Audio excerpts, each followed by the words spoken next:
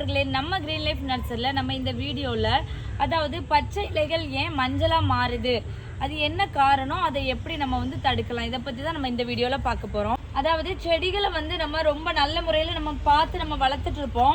So சில சமயங்களில் பார்த்தீங்க அப்படின்னா செடிகள் வந்து உங்களுக்கு திடீர்னு இலைகள் எல்லாமே மஞ்சள் நிறத்துக்கு மாறுற மாதிரி ஆகும். ஸோ இந்த மாதிரி உங்களுக்கு ஆகும். ஸோ அது ஏன் ஆகுது, நம்ம அதை வந்து எப்படி தடுக்கலாம், அதை பற்றி தான் நம்ம இந்த வீடியோவில் பார்க்க போகிறோம். அதாவது ஏன் இலைகள் வந்து மஞ்சள் நிறங்களுக்கு மாறுது, அது வந்து முக்கிய காரணம் பார்த்தீங்க அப்படின்னா இது வந்து நைட்ரஜன் வந்து இதுக்கு வந்து கம்மியாகிறது தான் மெயின் ரீசன். ஃபர்ஸ்ட் ரீசன் பார்த்தீங்கன்னா அதாவது உங்களுக்கு வந்து இப்போ நைட்ரஜன் தான் நம்மளோட செடிகளை பசுமையாகவும் பச்சை நிறமாகவும் செடி வந்து நல்ல ஒரு வளர்ச்சிக்கு வந்து அதுதான் ரொம்பவே உதவுது. மண்ணிலையுமே பார்த்தீங்க அப்படின்னா நம்மளுக்கு நைட்ரஜன் குறைபாடு இருக்குது அப்படின்னா செடிகள் வந்து நம்மளுக்கு எல்லா லீஃப்மே வந்து நம்மளுக்கு எல்லோ கலரில் ஆகி எல்லாமே விழுறதுக்கு வந்து வாய்ப்பு இருக்குது. அதாவது நம்ம நைட்ரஜன் பற்றாக்குறையை வந்து நம்ம எந்த மாதிரி தடுக்கணும் அப்படின்னா, இப்போ நீங்கள் இயற்கை முறையில் நீங்கள் வந்து இப்போ ஃபெர்டிலைசர் கொடுக்குறீங்க அப்படின்னா ஜீவாமிர்தம், பஞ்சகாவியம், மீன் அமிலம், அப்புறம் வந்து பார்த்தீங்கன்னா நீம் ஆயில், அதாவது ஒரு நீம் ஆயில் சொல்யூஷனுமே நீங்கள் இதுக்கு வந்து கொடுக்கலாம். அந்த மாதிரி கொடுக்கும்போது இலைகள் வந்து பசுமையாக இருக்கும், அதுக்கான நியூட்ரிஷன் சத்துக்கள் வந்து அது எடுத்துக்கிடும். ஸோ நம்ம வந்து இந்த மாதிரி ஃபெர்டிலைசர் கொடுக்கலாம். அதாவது நம்ம ரெண்டாவது காரணம்னு பார்த்தீங்க அப்படின்னா செடிகளுக்கு நம்ம தண்ணி வந்து என்ன மாதிரி விடணும், அதில் வந்து ரொம்ப முக்கியம். அதாவது செடிகள் வந்து இப்போ பெரிய செடிகளாக இருந்தால் நீங்கள் நார்மலாக அதாவது ஒரு 3 days ஒன்ஸ் விடலாம். லெமன் செடி நீங்கள் எடுத்துக்கிட்டீங்க அப்படின்னா அதெல்லாம் பார்த்தீங்கன்னா ஒரு 2 நாளைக்கு ஒரு வாட்டி நீங்கள் தண்ணி விட்டால் போதும். மண் வந்து உலர்ந்த அப்புறம் தான், அதாவது ரொம்ப நம்ம வந்து ஈரப்பதமாக இருக்கும்போது தண்ணி ஓவர்ஃப்ளோ விடக்கூடாது. மண் வந்து உலர்ந்த அப்புறம் தான் நம்ம அடுத்து தண்ணி விடணும். ஸோ அதாவது செடியோட அளவை பொறுத்து தான் தண்ணி விடுறதுமே இருக்குது. ஸோ நம்ம வந்து ஓவர்ஃப்ளோ விடும் போதும் வேர்கள் வந்து நம்மளுக்கு அழுகி நம்மளுக்கு செடிகள் வந்து மஞ்சள் நிறங்களுக்கு மாறி மொத்தமாக இலைகள் வந்து கொட்டுறதுக்குமே அதிகப்படியான வாய்ப்பு இருக்குது. அடுத்த காரணம் என்னன்னு பார்த்துக்கிட்டிங்க அப்படின்னா அதாவது செடிகளுக்கு வந்து சூரிய ஒளிங்கக்கூடியது ரொம்பவே முக்கியமான ஒன்று. அது வந்து நம்ம மேக்ஸிமம் பார்த்தீங்க அப்படின்னா செடிகளுக்கு நேரடி வெயில் வந்து கண்டிப்பாக படணும்.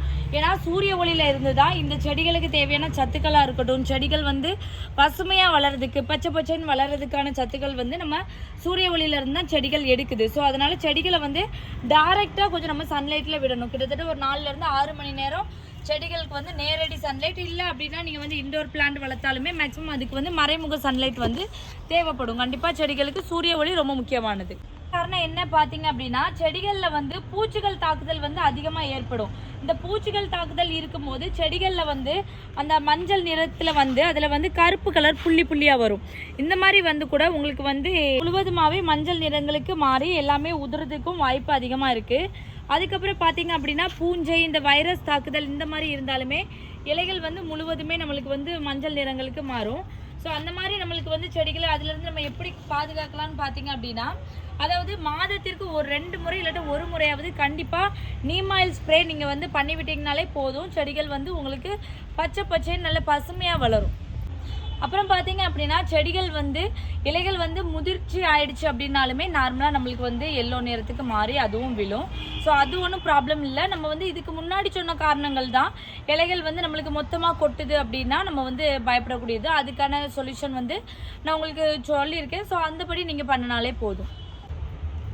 நம்ம நர்சரியில் பார்த்தீங்க அப்படின்னா சில இலைகள் வந்து மஞ்சள் நிறத்துக்கு ஏன் மாறுச்சு அப்படின்னா நம்மளுக்கு வந்து கண்டினியூஸாக வந்து ஒரு 2 week வந்து ஃபுல்லாகவே மழை தான். ஸோ அதனால தான் இதில் மழையால் வரக்கூடியது ஒன்றும் ப்ராப்ளம் இல்லை. அது வந்து நம்மளுக்கு அடுத்த தள்ளீர் உடனே வந்துடும். இந்த வீடியோ உங்களுக்கு யூஸ்ஃபுல்லாக இருந்துச்சு அப்படின்னா நம்ம சேனலை சப்ஸ்கிரைப் பண்ணி வச்சுக்கோங்க. ஸோ இதே மாதிரி உங்களுக்கு வேறு ஏதாவது செடிகளில் ஏதாவது ப்ராப்ளம் இருந்துச்சு அப்படின்னா நீங்கள் அதையும் நம்மளுக்கு வந்து கமெண்ட் பண்ணுங்கள். நம்ம அதுக்கான வீடியோவுமே நம்ம உங்களுக்கு கொடுக்கலாம். நம்மக்கிட்ட பார்த்தீங்க அப்படின்னா நம்மகிட்ட எக்ஸோட்டிக் வெரைட்டி செடிகள்லேருந்து நம்மளோட செடிகள் முதற்கொண்டு எல்லா செடிகளுமே நம்மகிட்ட அவைலபிள் இருக்குது. சின்ன செடிகளாகவும் இருக்குது, பெரிய செடிகளாகவும் இருக்குது. ஸோ இந்த மாதிரி செடிகள் உங்களுக்கு வேணும் அப்படின்னா நம்மளோட நம்பருக்கு கால் பண்ணி ஆர்டர் பண்ணுங்கள், இல்லாட்டி வாட்ஸ்அப் பண்ணுங்கள். இயற்கையோடு இணைந்து வாழ்வோம். Thank you friends.